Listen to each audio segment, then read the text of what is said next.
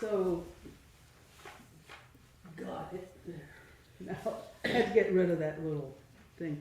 So, Chris asked me if I would teach you a different version of the Metta Sutta, because that's what we have the notation for, a chanting of the Metta Sutta, loving kindness meditation, that is slightly, it's not super melodic, but it's a little melodic, and you have it in your hands. And Gretchen, are you going to share that now on the screen? I will indeed. Gretchen will screen share it, and then after we're going to practice it together and do it. I'll do a little practice where I'll chant a couple sentences, and you listen, and then you echo it. We'll do it together, those couple, and I'll do that for a few sentences to get the hang of reading how this works, and then we'll just do the whole thing together. Oh, that's good. And then after that looks nice. Yeah. Wow. Except I can't figure out how to It's get the whole. Oh, I can do it another way to get the whole thing on at once. well, or can you move it as we move? Yeah. See that's here now. I see it. Oh, We trust Gretchen. Right. Yeah. But I'll speak a little more. So after we sing it a bit and kind of get the feel of it, then I'm going to talk a little bit about the Metta Sutta and some examples, personal examples, and then I'm going to ask you guys in your groups to choose sections, lines that really touch you or that you hate or whatever. But I'll explain that more when we get there and to talk about it. But so this Metta Sutta, I think it was chanted like this by Yvonne Rand. And there is a recording that's more or less like this, but it doesn't actually follow the notation we have here. So I decided not to play the recording because it won't match up with what we have. And here's Constance, just in time. Yeah. Yay! Constance, right, if you sit right there, that would be perfect. We're just about to chant. How awesome. So look at your papers. And there's instructions at the bottom. It says duration 1 beat per word. That's like some people chant this like this. This is what should. I just can't do it like that. So I'm more Western in my chanting. I do this is what should. So a little more connected, but it's still basically the ones that are. It's generally about 1 beat per word, except if you see a word in caps, you notice those, look at them, those are held for 2 beats. So, done by 1, so it's like that. Now if you see a word underlined and it's slightly below, that means we're dropping down a bit. It's like this is what should be done. So the be that it'll drop down a tone. You'll follow me on all the ones that are underlined and slightly below, and then you see some words are slightly up, right? Yeah. So that means it's going to go up a tone. So this first line sounds like this. See if it makes sense. If you look at the notation. This is what should be done by one who is skilled in goodness. Mm-hmm. Did that make sense Yes. with the Yeah. notation? Any questions? Any questions online? Can you tell? Hopefully not, because I can't see all of you. So we'll hope it works. I hope So- they can hear. And they can hear. Yeah. Yeah, and you could hear them if they Yeah. unmuted. So what I want to Or they do, could chat. I'm not, Metta Sutta, okay, we've introduced it. Because I want to teach it to you. I'm going to read or chant the first 2 sentences. When I stop, then we'll go back and chant those first 2 together. Okay, just to get a feel for this. So here we go. Sorry. Let me go up a little. This is what should be done by one who is skilled in goodness and who knows the path of peace. Together.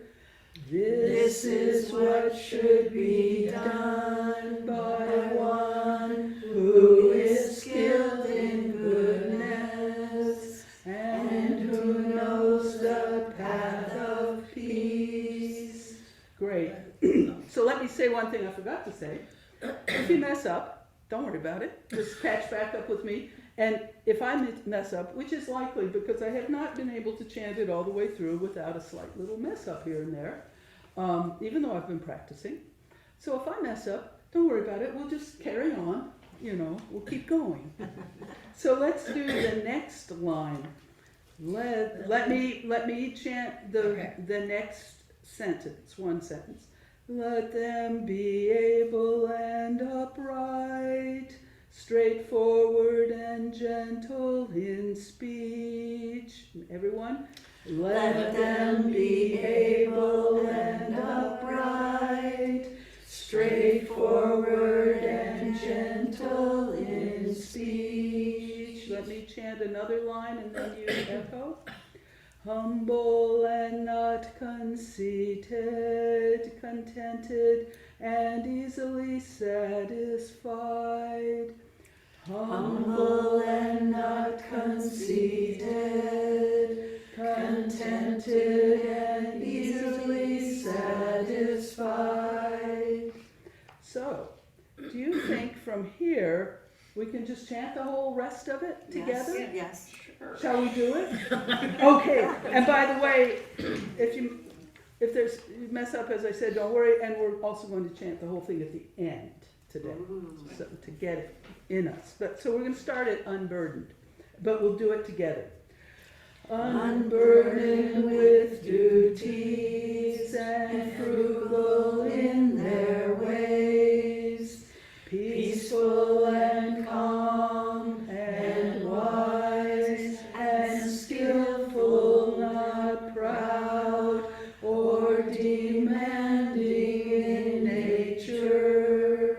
Let them not do the slightest thing that the wise would later reprove, wishing in gladness and in safety, may all beings be at ease. Whatever living beings there may be, whether they are weak or strong, omitting none, the great or the mighty, medium, short or small, the seen or the unseen, those living near and far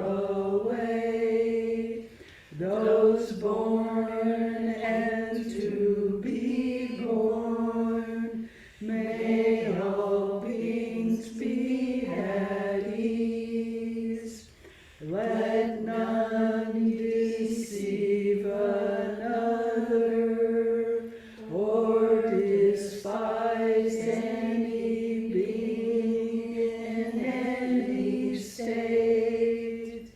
Let none through anger or ill will wish harm upon another, even as a mother protects with her life her child, her only child. So with a boundless heart should one cherish all living beings, radiating kindness over the entire world, spreading upwards to the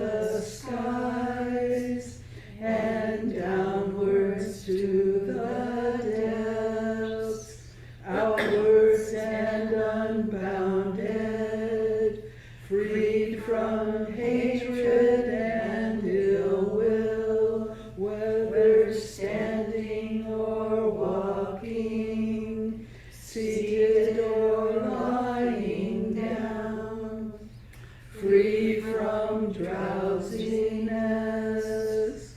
One should sustain this recollection. This is said to be the sublime abiding. By not holding to fixed views, the pure-hearted one, having clarity of vision, being freed from all sense desires, is not born again into this world. Oh, we did it. Yeah. I made mistakes. You were able to carry on. I think the group made a few little glitches, but so what? Yeah. They're passing tones on the road to chanting the whole thing.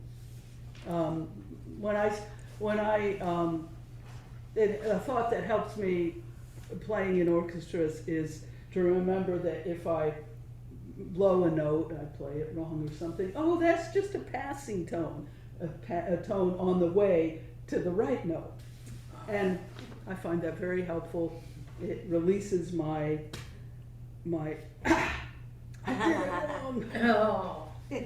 You know, yes, For breathing, are we following the punctuation and kind of breathing there? sort of, yeah. Mhm. It's not like when we chant on Mhm. one note. Mhm. That's a good question. It's because this is a different kind of chant, I Yeah. think. And so there are some that are a little awkward, how Yeah. they are. Mhm. And I noticed that there's one on every single line, at the end of the line, it's held for two notes, two beats. But on the 1, 2, 3, 4, the fifth from the bottom line at the end, ill will, there's not a line under will. I think that's probably a typo error Mm. because there's no reason for that. Mhm. I tried to do it as it's written, but I think perhaps if I can remember when we do it again, we should hold that one for two beats and So capitalize it. yeah, as if it were not yes, as if it was capitalized. And down? No, not down, just on the same note is fine. On the tone is fine. It's just that it should be held two beats.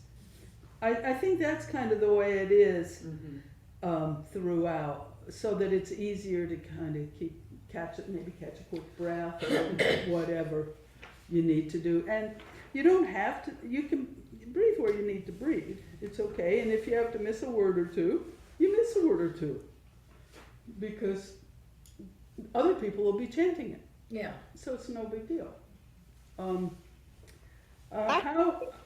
How in Australia they say, how are you going? Patty has a question. Okay, Patty. Yeah, because in our chant books, the Metta Sutta is the wording is different, and I would like to practice that with. Can we get an emailed copy to us of that? It's on the website. Oh, great! Oh, it's on the website. Mhm. Brilliant. Thank you. Perfect, Yeah. thank you. Yeah, I know the wording is different, and we're going to use this wording today.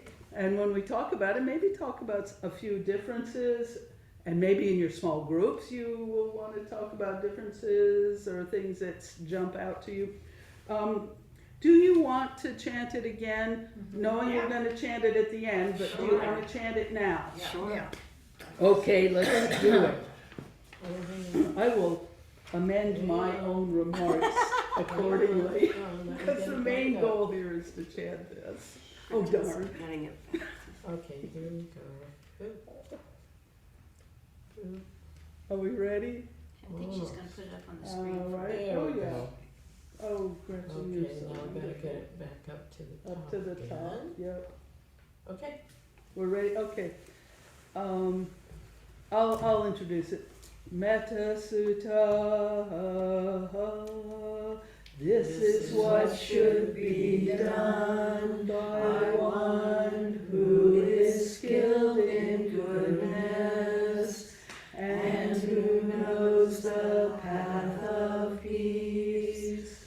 Let them be able and upright, straightforward and gentle in speech, humble and not conceited, contented and easily satisfied, unburdened with duties and frugal in their ways, peaceful and calm and wise and skillful, not proud or demanding in nature. Let them not do the slightest thing that the wise would later reprove, wishing in gladness and in safety, may all beings be at ease. Whatever living beings there may be, whether they are weak or strong, omitting none, the great or the mighty, medium, short or small, the seen or the unseen, those living near and far away, those born and to be born, may all beings be at ease. Let none deceive another or despise any being in any state. Let none through anger or ill will wish harm upon another. Even as a mother protects with her life her child, her only child, so with a boundless heart should one cherish all living beings, radiating kindness over the entire world, spreading upwards to the skies and downwards to the depths, outwards and unbounded, free from hatred and ill will, whether standing or walking, seated or lying down, free from drowsiness. One should sustain this recollection. This is said to be the sublime abiding, by not holding to fixed views, the pure-hearted one, having clarity of vision, being freed from all sense desires, is not born again into this world. Good job. Better. I still messed up a little. But good job. It's tricky. I think part of why this chant is tricky is because it kind of lulls you in it. Oh, it's like this. This is what should be done. by one who is skilled in goodness. But then later on, it doesn't follow that same. Right. Oh, oops. And especially toward the bottom, there's some tricky Yeah. little words and things. So it takes practice. I don't know if you're able to take these pages home. I have 6 more I'll leave here. I think if you take them home or have them, or else print the one that's on the website if you want to do that. Practice it some so that maybe we can do it some more because it's really quite lovely. You sound beautiful. And you know, and as we're going along, there's a sweetness, right? And have you noticed, and if there's like some of how the held words emphasize some things, does it help at all making sense of the text? I'm curious. Yes. And we have to do it at a slower pace because our tongues will get all twisted if we don't. Yeah. So in a way, my experience, I don't know if it's yours, is that I take in the words a little more. Yes. Are you experiencing Yes. that? Yes. Or if not, that's okay too.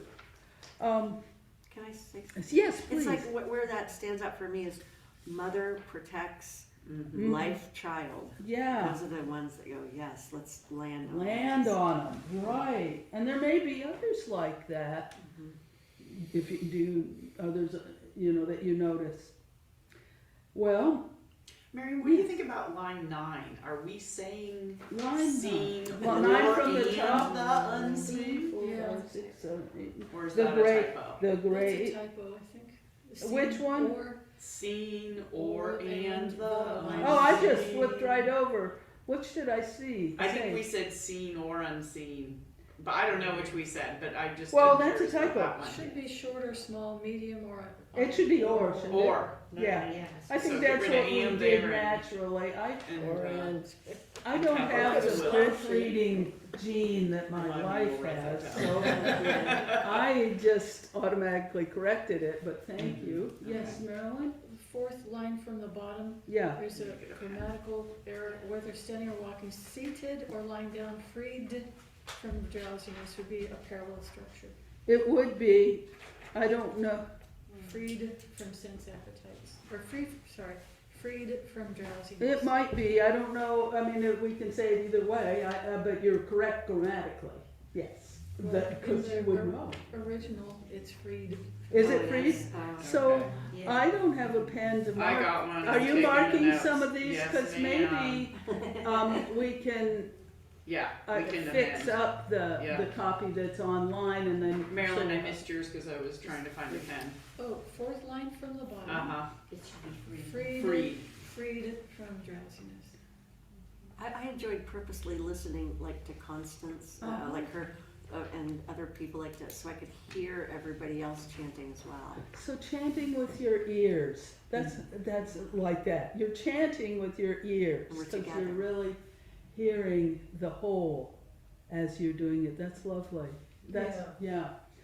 Well, I'd like to say a couple things about a few things, probably more than 2 things about this, but then turn it over to small groups and have time for us to talk. So I wrote a bunch of things, but I'm not going to say all of them. I do want to point up a few things. One is that it's how I view this sutra. I view it as it's a teaching sutra, right? And to me, it's one of the the divine abodes or limitless qualities that Chris has been talking about. I think it's the first one. There's loving kindness, which is metta, compassion, sympathetic joy or joy, and equanimity. But this is the first one. And so I think it's a teaching sutra on how to release suffering, release ourselves from suffering. And it's like a manual, a little shorthand manual. And so I want to tell you how I break it down. And you may disagree and break it down differently, but this is how I think of it. The first 2, and I'm going to use this translation with, maybe I'll mention a couple other things. This first 2 lines, it's sort of, I see it as the introduction or aspiration. And aspiration's important because it said this is what should be done by one who is skilled in goodness. and who knows the path of peace, let them path of peace. Okay, well, I'm not exactly skilled in goodness yet. I've got a long way to go. So that's an aspiration. And it says knows the path of peace, but in this book, The Life of the Buddha, translated and put together by Bhikkhu Nanamoli from the Pali, he quotes that line, "This should be done by one with skill in good in order to attain peace." So I like that, has a slightly different feeling of an aspiration. Our usual translation is, "This is what should be accomplished by the one who is wise, who seeks the good and has obtained peace." That's a little accomplished, well, whatever. I see it more as an aspiration for how to live life, coming from the basic viewpoint that the Buddha teaches, that that suffering is a result of our clinging, attachment to our idea of ourselves as a thing, an object, a separate self, and that must be protected, and all of that, and builds up all kinds of worlds and ideas based on our clinging to this separate self. And the Buddha teaches that that's suffering. So this is a manual and an aspiration how to help ourselves kind of unclench from that grasping or clinging or attaching when we notice it, which we do it all the time, but oh wait, come back. So so that's an aspiration. There was something else I wanted to say there. It just boom, out of the brain.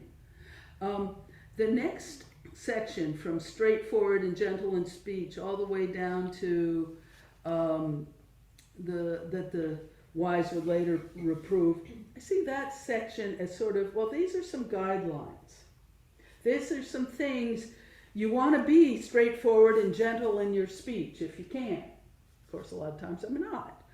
Humble and not conceited. Conceited implies building up this story of yourself.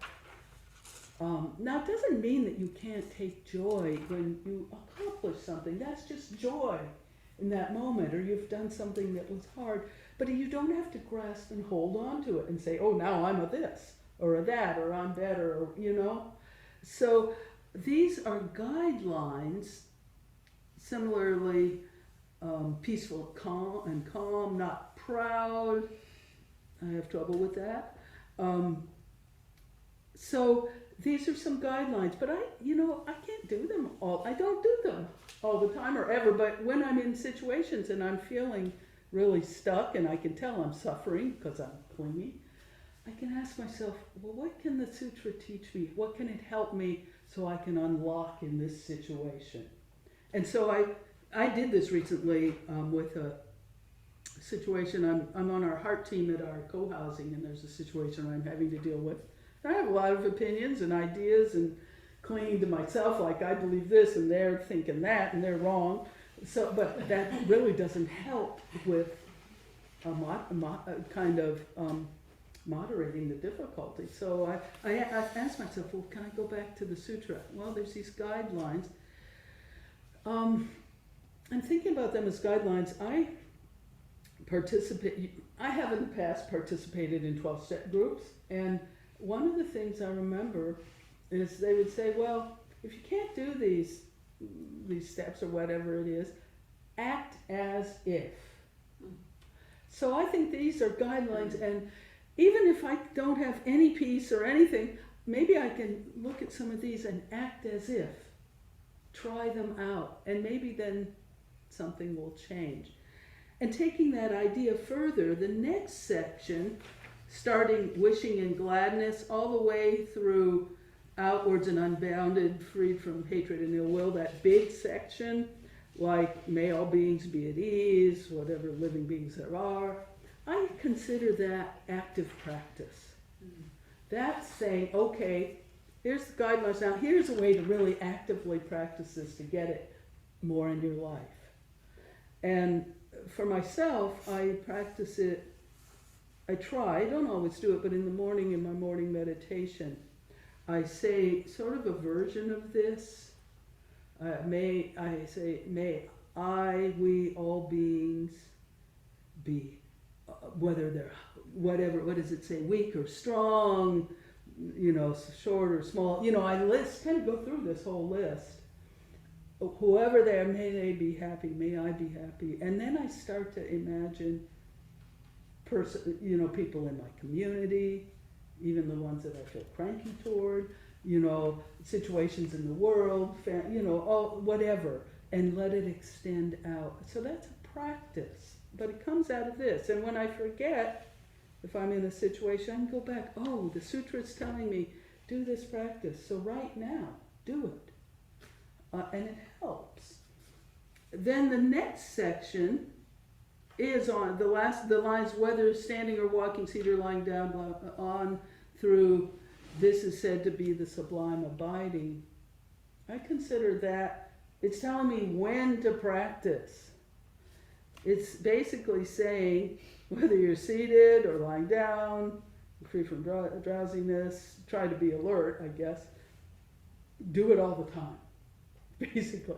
So if you're driving or whatever, as soon as you remember, maybe do it. Do this as much as you can with people. It's saying that'll help you a whole lot to release this clinging. And the last part is result. What might happen as a result? By not holding to fixed views, the pure-hearted one, having clarity of vision, being freed from all sense desires, that clinging, is not born again into this world. So that's a troublesome line, perhaps, because we don't chant it like that.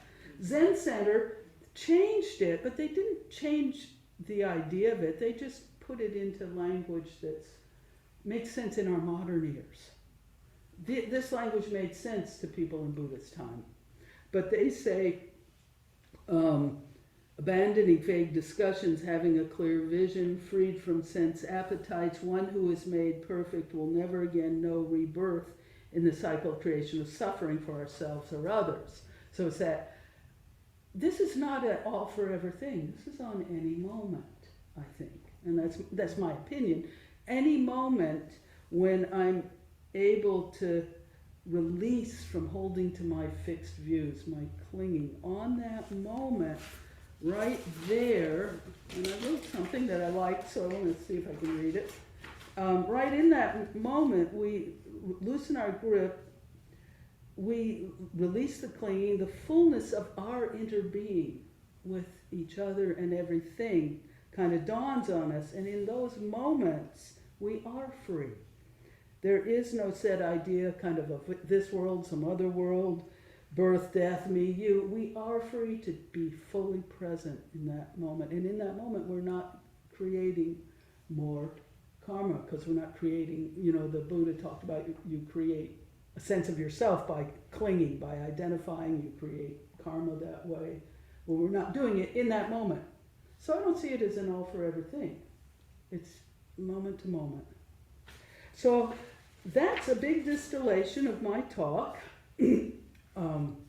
That was sort of the, Cliff Notes version, the ramble through it. But I'd like to give you some time, there's a little time here. I'd like you to split into groups of two. Yeah, if Paul, can you do it? Can you do that also, Gretchen?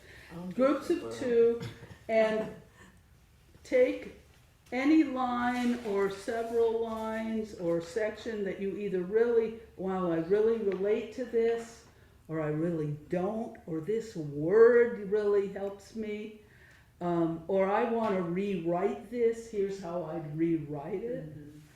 Take, let's see, how much, we can have 8 minutes, or something like that. Yeah, do it. Join and talk, make your groups. Do it.